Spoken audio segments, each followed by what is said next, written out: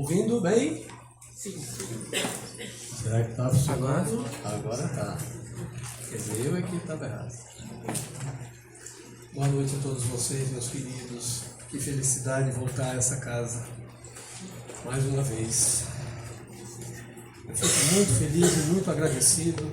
Ricardo, Maria, os médicos da casa, os trabalhadores e vocês que fazem parte da Assembleia, que é como uma igreja, do grego eclésia, uma assembleia, é uma reunião de corações vibrando num só pensamento, numa só voz, como no Pai Nosso. E agora, concentrados que nós estamos para receber da espiritualidade, através da mensagem, as orientações de acordo com o entendimento de cada um de nós, nos diversos níveis em que estamos em relação ao cristianismo, à figura do Cristo e do Espiritismo, da doutrina espírita, que de fato é o consolador prometido pelo Mestre, pelo modelo e guia da humanidade. Vamos falar sobre o reino de Deus, e eu peço a Deus, a Jesus e a espiritualidade, os mentores da casa, e a todos vocês que vibremos bastante ao longo da explanação, porque muita coisa vem incluída e é verbalizado de uma forma muito direta, sempre com muito respeito, com muito carinho, e deve servir para todos nós, mais para uns, menos para outros, de acordo com a necessidade de cada um. Jesus. É muito bom falar de Jesus. É sempre bom falar do Mestre, principalmente após um período de homenagens, digamos assim, de comemoração, em que a humanidade cristã muitas vezes perde um pouco o foco da realidade da Semana Santa, que é consagrada pela Igreja Católica, e para nós espíritas, com todo respeito, é uma semana em que também oramos bastante, estamos sempre buscando reuniões como essa para desenvolver as virtudes através da prece, do trabalho voluntário, até nos nossos trabalhos profissionais. E sabemos que Jesus, como modelo e guia, veio ao planeta, espírito elevadíssimo, vem com uma missão gloriosa, passa pelo martírio, pela ignominiosa sentença, num madeiro infamante, ele desencarna, mas deixa pela missão dele uma mensagem gloriosa que jamais se perderá. E ele afirmou: minhas palavras não passarão. A ressurreição do Cristo, em espírito e corpo fluídico pelo Espírito, isso está citado nos evangelhos, inclusive nos evangelhos apócrifos que foram encontrados em cavernas do Mar Negro. E é um fato que não pode ser discutido, porque é uma realidade, esse retorno do Espírito em seu perispírito, que pode acontecer nas manifestações naturais na vida humana, e com Cristo foi fulgurante, foi tão belo quanto a sua transfiguração no Monte Tabor, em que ele se transforma e aparece na grandeza do seu perispírito, do seu corpo fluídico, glorioso, ao lado de Moisés e de Elias. Então, a doutrina espírita bebe bastante nas Escrituras, ela busca, no respeito às demais religiosidades, esse ensinamento e fortalece os nossos dogmas que foram iniciados na primeira revelação com Moisés. O Deus único. Graças a Ele, hoje nós seguimos os passos do Mestre, sabendo que existe um Deus, o Deus mencionado pelo Cristo, quando ele afirma centenas de vezes: quem honra o Filho, honra o Pai que o enviou. A doutrina não é minha, mas sim daquele que me enviou. Nessa música, belíssima música, nessa casa gloriosa, tão harmônica e que trata de uma maneira tão amigável, colocando canções de outras linhas religiosas. E essa música, Não Temas, Estou Contigo, é um salmo de Isaías, um profeta que existiu e que previu a vinda do Mestre, entre outros, Samuel, Daniel. E é magnífico porque fortalece a vinda do Cristo, toda a sua obra e o reino de Deus que ele vem divulgar, fortalecendo a imortalidade da alma na sua ressurreição, a pluralidade das existências. No terceiro capítulo do Evangelho fala muitas moradas na casa do Pai, moradas físicas, nos bilhões e bilhões de sóis que alimentam e aquecem outros bilhões de sistemas e galáxias, como também no processo em que nos encontramos fora do corpo físico. Graças a Deus e a Jesus, sabemos hoje que a vida continua. Então, falar do reino de Deus é falar da vida futura. Porque se o reino de Deus é hoje em cada um de nós, o reino dos céus nos pertence por direito, mas temos que fazer por onde, nesta continuidade, participar em outros mundos. Esse é o grande objetivo da vida como um todo, que passa por muitas existências em um determinado planeta. Nós podemos já ter vindo de outros, como outros espíritos já foram exilados de outros sistemas com sóis muito maiores do que os nossos. Então, meus irmãos, a história do reino de Deus começa com Cristo Jesus, o Nazareno, o Galileu por excelência, da região da Galileia, e de um lugarejo, Nazaré, que era belíssimo.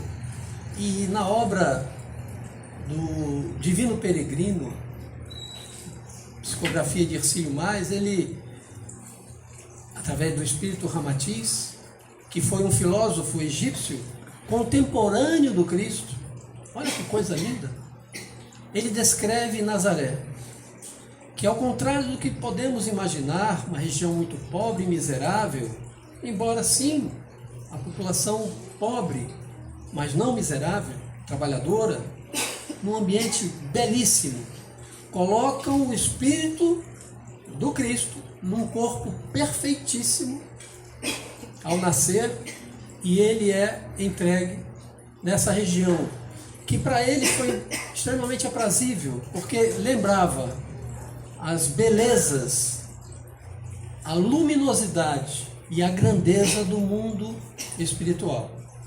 Evidentemente, num exemplo menor. E Jesus aparece em Jerusalém, naquele processo, início da sua missão. E ele está às portas de uma sinagoga,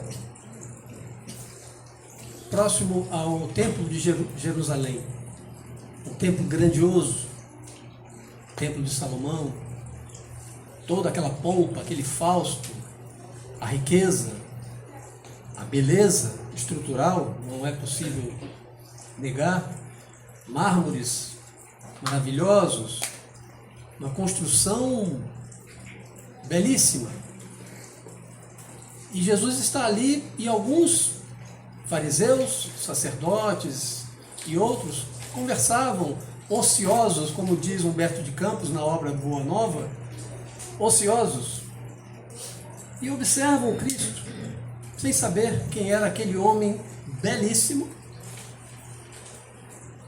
Acredito que na época isso não seria muito comum, um homem falar isso de outro, mas uma criatura belíssima,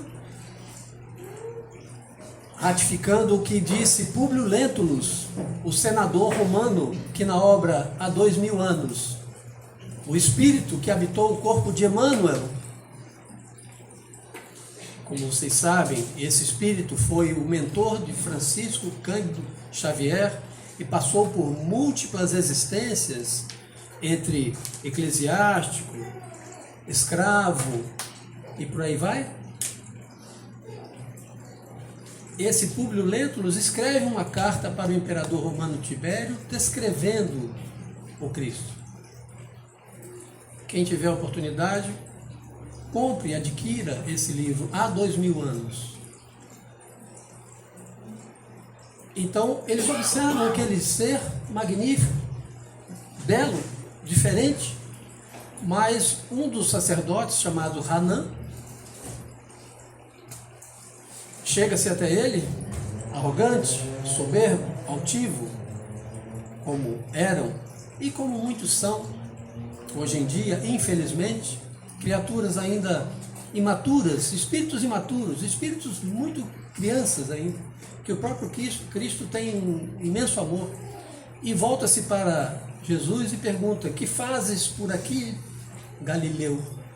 Quando se usava esse termo, eu já falei isso aqui uma vez, era de forma pejorativa.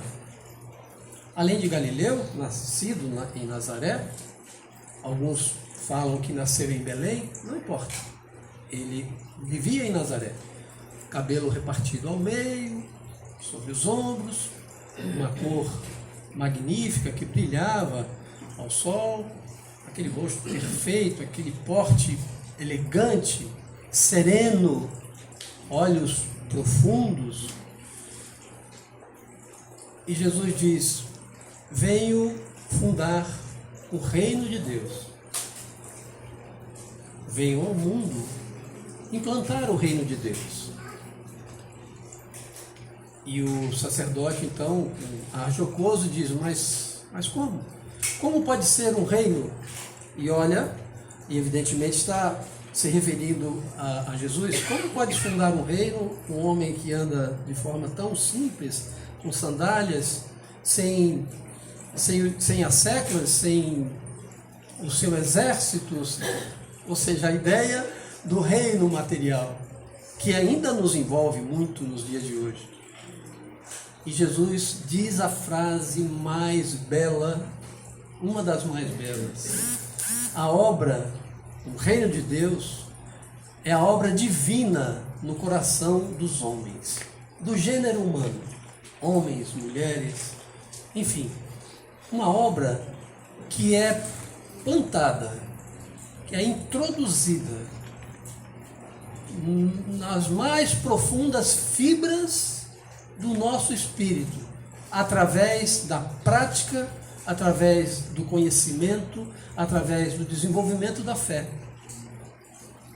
E ele continua sem entender, galhofas e tudo mais. Essa conversa está no livro Boa Nova. É aconselhável ler, porque Humberto de Campos repassa, através da psicografia de Francisco Cândido Xavier, registros no ecrã, ou seja, nas telas, como se fossem telas de plasma que estão no mundo espiritual. Tudo isso é registrado. Isso aparece no livro A Caminho da Luz, Boa Nova, entre outros. E foi assim. Nós precisamos crer, porque algumas dessas informações aparecem nos registros das Escrituras Sagradas. Jesus fala que o mármore mais puro, porque Hanã imaginava um reino sem mármore, sem monumentos, sem deuses, embora os judeus já eram monoteístas, mas a grande, imensa maioria dos povos adjacentes, oriundos da Grécia, da Pérsia, adoravam muitos deuses. Os romanos, inclusive, sob o jugo dos romanos viviam os judeus. Vamos nos lembrar disso. Ele ainda afirma que o mármore mais puro é o mármore do sentimento. Tem frases belíssimas. E de fato o reino de Deus sobreviveu, porque ele está em cada um de nós. Vamos nos lembrar que, muito antes ainda desse advento do Cristo, séculos antes, o rei Davi, que é comentado nas Escrituras, que deu origem pela árvore genealógica, digamos assim, né? Do ponto de vista material, da conformação do corpo físico, a descendência de Jesus. Isso é discutível, mas também não faz a menor diferença. Davi era um rei que adorava Deus, respeitava e temia. Muito comum na época, temer Deus, quando Deus é soberanamente justo e bom, misericordioso por excelência, mas cometia grandes barbaridades.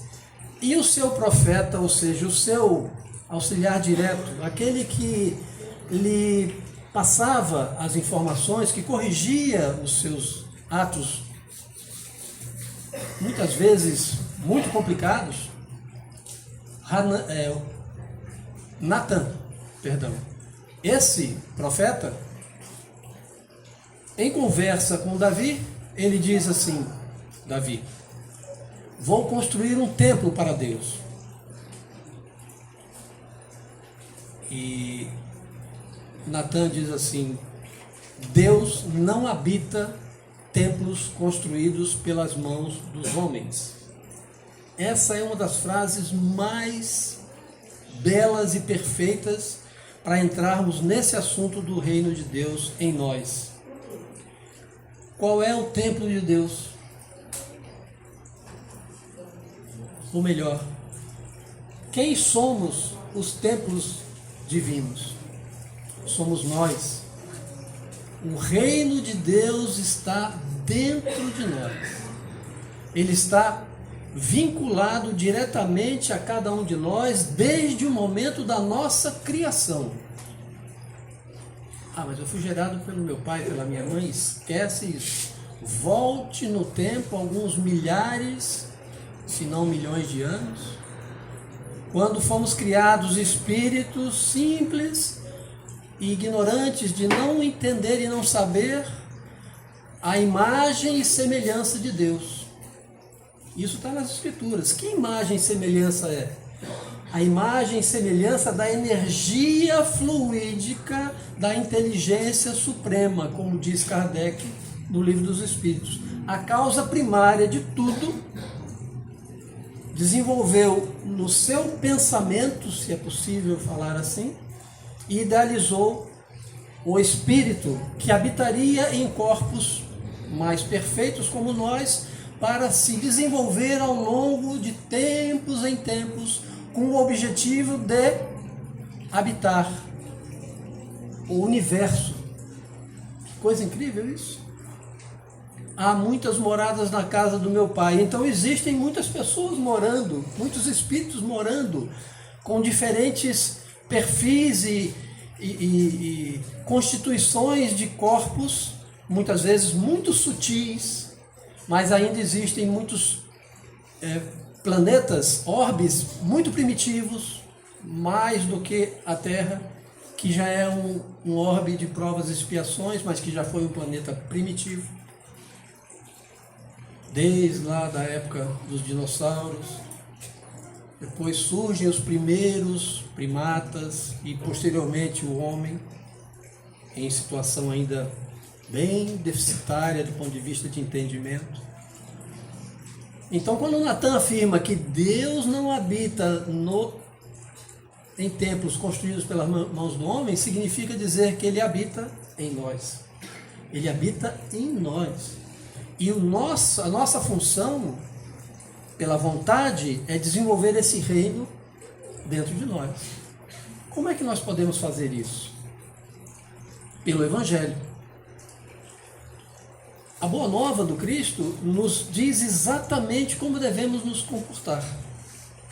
E se nós fizermos o nosso dever de casa, que é justamente agir diariamente, tentando desenvolver essas virtudes que foram implantadas em nós, e elas estão em nós, e nós muitas vezes nos surpreendemos agindo de forma mais generosa, mais paciente, mais indulgente.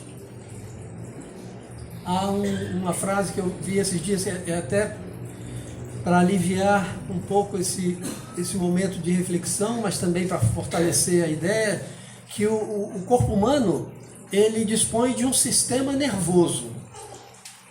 Talvez fosse melhor que nós tivéssemos também um sistema calmo, não é? Porque aí o nervoso e o calmo se equilibravam um pouco mais. Porque nós somos sanguíneos, e quanto mais latinos, mais sanguíneos nós somos. Então a nossa resposta muitas vezes é muito imediata. O que Jesus prega, há algo mais belo do que as bem-aventuranças? De forma nenhuma. A humildade, bem-aventurados os pobres de espírito, são os humildes. Nós precisamos buscar essa humildade a todo custo, porque somos orgulhosos ainda. Temos em nós resquícios de um passado tenebroso, escabroso, de encarnações onde fomos muito vulneráveis. Não lembramos. Será verdade? Graças a Deus nós não lembramos delas. Porque se lembrássemos, nós, além da vergonha, do constrangimento, nós poderíamos atentar contra a própria existência. Porque são situações muito graves. Mas a grande notícia, que os tempos são chegados. Nós já falamos isso aqui uma vez. É cíclico, é um processo cíclico. Os tempos são chegados, em verdade vos digo, que os tempos são chegados em que todas as coisas serão restabelecidas no seu verdadeiro sentido. E isso já vem acontecendo há mais de um século. Hoje, nós falamos e conversamos entre nós aqui, 100 pessoas, nós vamos partir para a nossa residência, para os nossos lares, para algum afazer, aliviados e abençoados mesmo. Depois da doutrinária, temos os passes, a água fluídica, já fomos super bem recepcionados pelos irmãos trabalhadores da casa. Se mantivermos essa vibração maravilhosa na prece, ao deitar, naquela que fazemos ao acordar, e é fundamental que seja assim, nós vamos estar mantendo um equilíbrio e equilibrando os sentimentos, que nada mais são do que a transição dos instintos e das sensações para sentimentos mais sutis, onde com maior generosidade a espiritualidade aproxima-se de nós e nos intui. Como devemos agir? O que devemos fazer? Como vamos nos conduzir a partir de hoje? Há sempre um dia para recomeçar. Não temos que ter vergonha se tropeçamos, caímos, cometemos algum erro, se vimos jurando a Deus que jamais voltaríamos a cometer uma falta, e aconteceu. Jesus veio para os doentes, meus irmãos. Ele não veio para os sãos. Jesus continua de braços abertos, dizendo para nós: vinde a mim.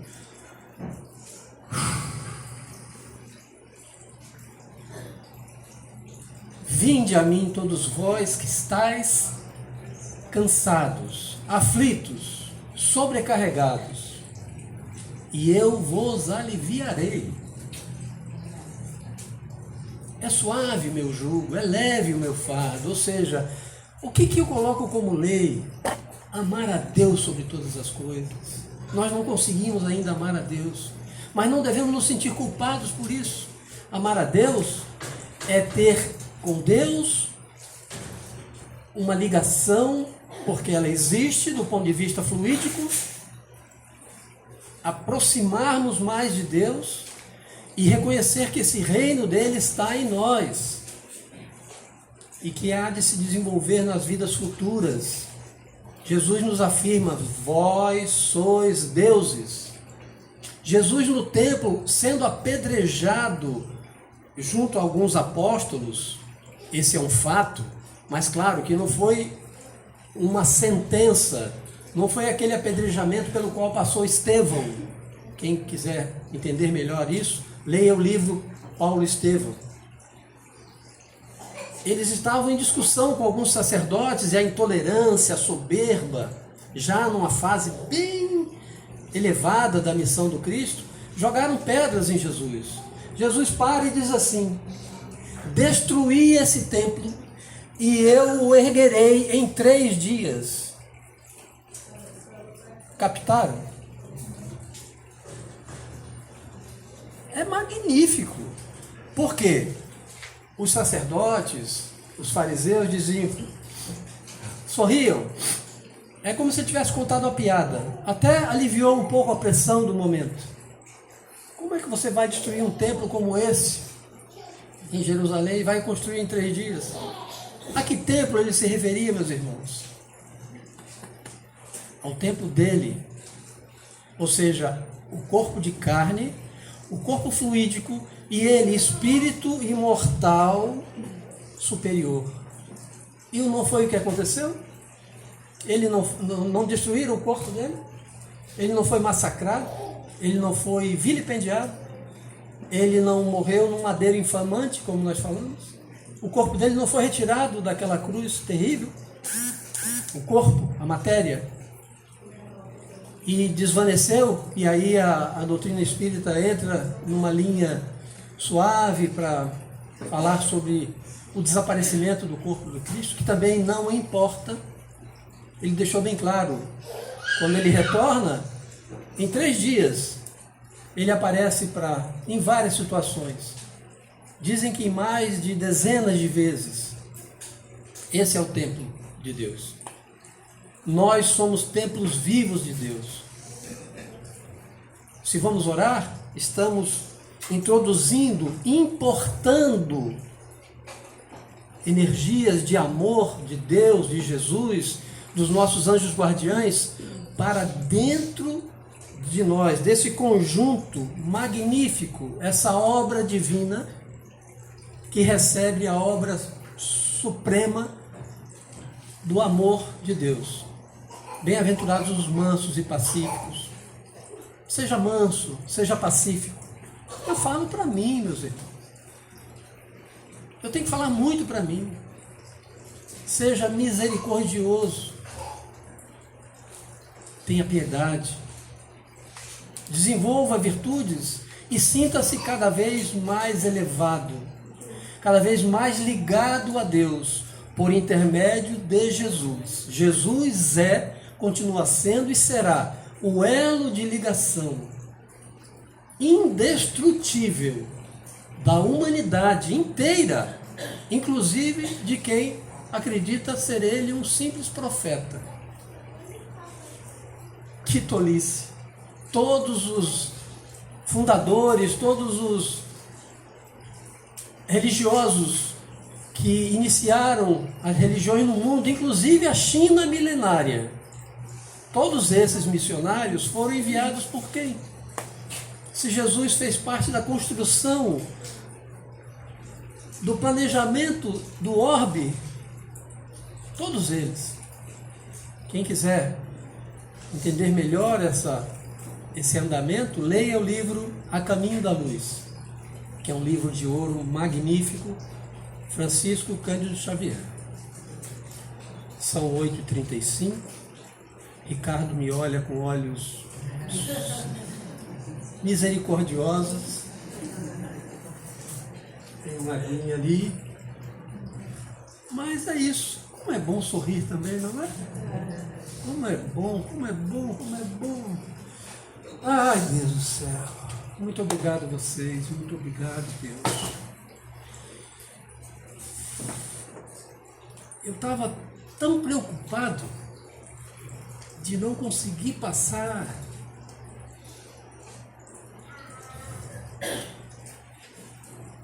uma mensagem, e nós somos a mensagem de Deus, porque cada um ouviu com seus ouvidos e traduziu para si o que foi dito. Que Deus nos inspire, Deus nos fortaleça, como se Ele não fizesse isso. Lembremos daquela,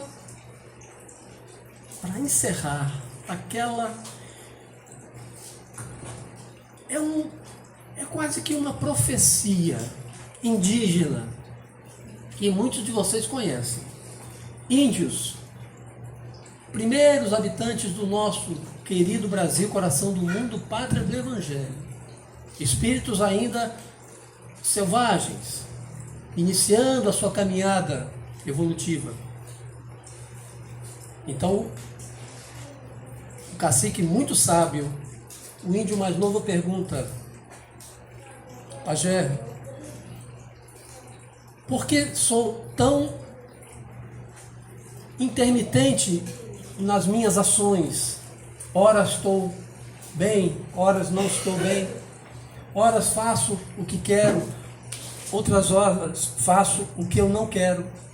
Como Paulo de Tarso afirmava, o mal que não quero fazer eu faço. Agora o bem que eu desejo fazer muitas vezes eu não consigo, eu não faço. E o pajé muito sábio diz assim: você tem dentro de si 2 cachorros, 2 lobos. Um lobo muito mau e um lobo muito bom. E o índio pergunta: e qual dos 2 vai vencer? E ele responde: aquele que você alimentar.